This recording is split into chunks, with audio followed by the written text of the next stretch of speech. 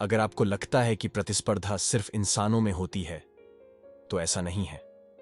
जानवरों में भी स्पर्धा होती है और जानलेवा हो सकती है। जी हां, मांसाहारी खूंखार जानवर एक दूसरे को पसंद नहीं करते हैं। वे अपने लिए चुनौती मानते हैं। उन्हें लगता है कि वह जिंदा रहेगा तो उसके लिए शिकार कम हो जाएगा। चीता 100 किमी की रफ्तार से भागने वाला जानवर।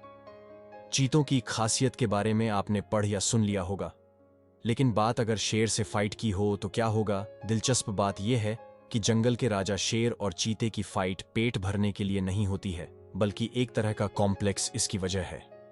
शेर को लगता है कि अगर चीता जिंदा रहा तो उसके शिकार को वह खा जाएगा। यही बात चीता के दिमाग में रहती है। किंग की पावर के मामले में तो शेर को कोई टक्कर नहीं दे सकता है। अगर उसे मौका मिलता है तो वह जंगल में चीता को मार सकता है। एक्सपर्ट बताते हैं कि मांसाहारी जीव एक दूसरे को पसंद नहीं करते हैं। जब भी मौका मिलेगा, बाघ किसी तेंदुए को मार देगा। जब भी मौका मिलेगा, शेर जंगल में चीते को मार देगा। इसी तरह बाघ और शेर में एक दूसरे को मारने की जंग छिड़ जाती है। इसकी वजह यह नहीं है कि वे भूखे होते हैं और मारकर खाने की सोचते हैं। नहीं, वे एक दूसरे को पसंद ही नहीं करते हैं।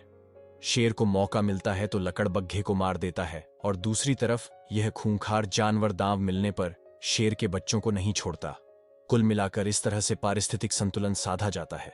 किसी चीते या लकड़बग्घे को मारने के बाद शेर उसे खाता नहीं है, क्योंकि चीता या लकड़बग्घा उसके लिए खाना नहीं है, ये उसके लिए दुश्मन है। उन्हें डर रहता है कि आज अगर नहीं मारा तो कल वह उसके शिकार पर हमला करेगा। ऐसे में उसके साथ भोजन साझा करना पड़ेगा। बाकी चीते दहाड़ते नहीं है, ये बात तो सबको पता है। चीते की पहचान रेस से होती है। वहीं शेर और बाघ जंगल में दोनों आपस में कभी नहीं लड़ते। दोनों शहंशाहों का इलाका अलग अलग होने की वजह से ये कभी भी आपस में नहीं टकराते। दोनों जानवर जंगल के सबसे बड़े शिकारी होते हैं। शेर और बाघ की लड़ाई हम सबने कभी नहीं देखी होगी, क्योंकि ये कभी आपस में लड़ते ही नहीं।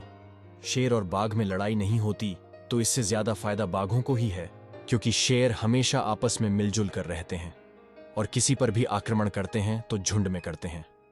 लेकिन बाघ अकेला रहता है, ये कभी झुंड में नहीं रहते।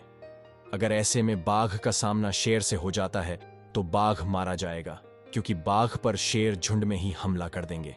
अगर आपको ऐसे ही रोचक तथ्यों में दिलचस्पी है तो हमसे जुड़े रहें।